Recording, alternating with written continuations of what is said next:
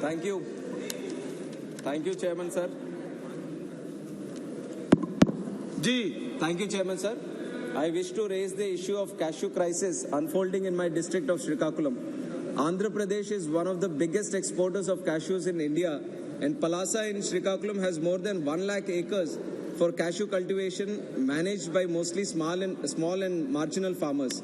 Cashew plantations start bearing fruit after 3 years of planting and require proper care to bear fruits. Farmers have borne rising expenses of up to 30,000 rupees annually while selling their produce for prices as low as 5,000 rupees, barely even earning 1/5 of their expenses. Moreover, introducing cheaper cashew kernels from countries like Vietnam and other countries has further dropped the prices in the market, thereby compounding the losses suffered by local farmers. I urge upon the government to step in and provide immediate relief to over 30,000 farmers of Srikakulam by fixing an MSP for cashews after consulting local farmers.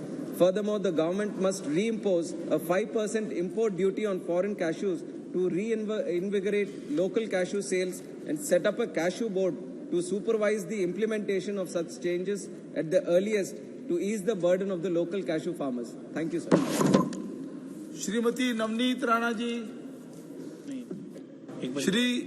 Shri Ritesh Pandey ji,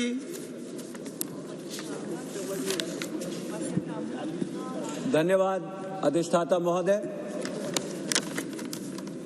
Akbarpur railway station पर platform number 5 के किनारे मालगाड़ी से माल उतारने की व्यवस्था पूर्व में हुआ करती थी।